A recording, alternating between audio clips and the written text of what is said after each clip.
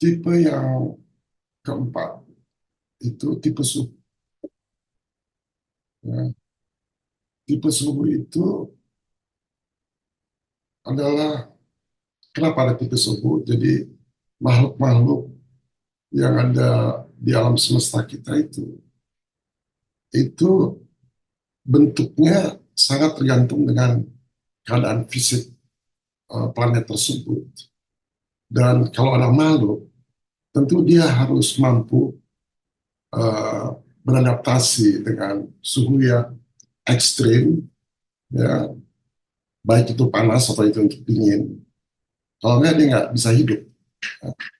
Jadi tipe suhu itu punya peran vital untuk makhluk-makhluk ekstraterestrial termasuk kita untuk bisa survive.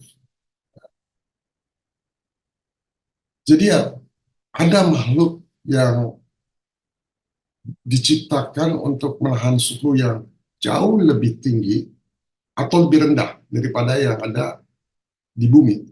Ya. Jadi di berbagai planet suhu bisa sangat berbeda. Ya.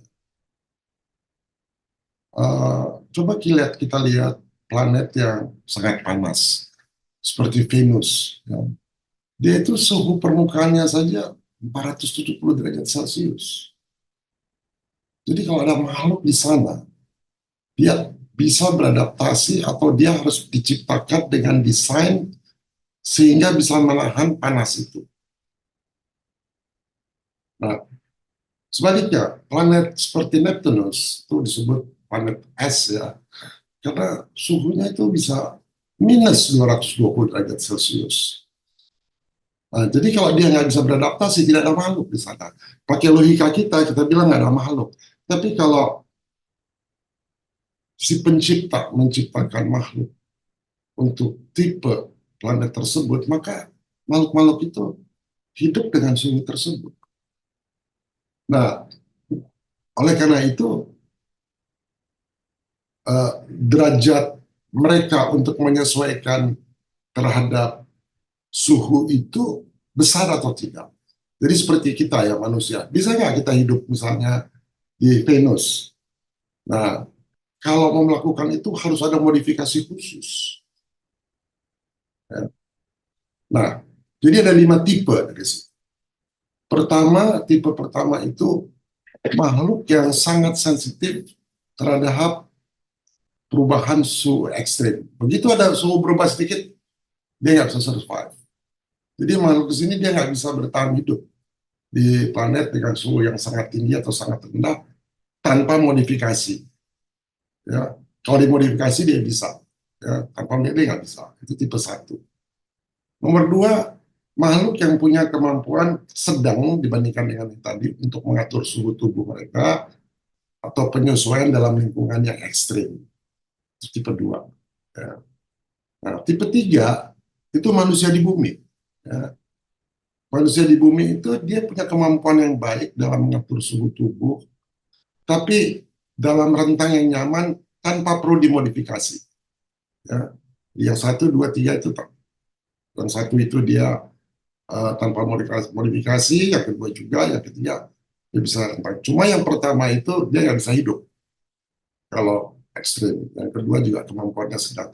Tapi manusia bumi dia tanpa modifikasi. Kita punya rentang mengatur suhu. Kita hidup bisa di musim dingin, kita bisa di musim panas. Ya. Kita ini tipe 3. Nah, ada tipe 4. Tipe 4 ini itu makhluk dengan uh, kemampuan adaptasi yang lebih tinggi terhadap suhu yang ekstrim, baik dingin maupun panas, dibandingkan dengan manusia di bumi tentunya. Ya. Jadi mereka mampu bertahan hidup di planet dengan suhu yang lebih ekstrim. Nah, sedangkan yang tipe 5, dia memiliki juga kemampuan yang lebih ekstrim dari tipe 4 dalam menghadapi suhu yang rendah, dingin sekali, atau suhu yang sangat tinggi, panas sekali. Ya, jadi dia lebih canggih dari yang keempat. Jadi mereka nggak perlu modifikasi khusus untuk bertahan hidup di planet dengan suhu yang ekstrim. Yang nomor 4 juga, tapi kemampuannya sedang. Paham ya saudara-saudara? Jadi kalau kita lihat tipe 3 itu manusia di bumi, nggak perlu modifikasi, kita bisa rentang nyaman. Ya, di bawah kita ada tipe 1 dan 2. Ya, kalau dia nggak dimodifikasi, dia nggak bisa hidup dalam suhu yang ekstrim. Lalu ada tipe 4 dan 5, dia bisa hidup dengan kemampuan ekstrim tanpa modifikasi. Kalau yang 1 2 itu dia harus dimodifikasi. Ya, harus mengalami, harus pakai alat, harus ada biologinya, harus berubah. Ya. Nah, yang menarik, tipe 4 dan 5 itu di alam semesta kita itu ada 30%. Ya, 30%. Jadi yang tanpa perlu modifikasi. Nah, jadi kalau ada extraterrestrial datang ke kita dari tipe 4 dan tipe 5, mereka bisa adjust dengan suhu yang ada di bumi. Nah,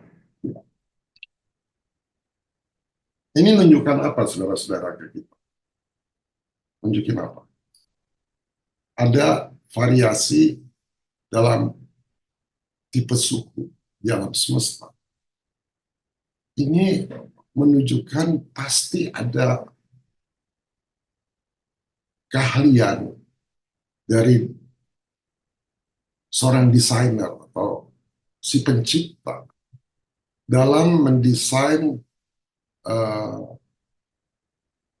agar makhluk itu bisa hidup, bertahan, dan berkembang di berbagai kondisi tertentu. Dan ini didesain dalam alam yang evolusioner. Ya. Jadi mereka menciptakan suhu-suhu ini, kita bisa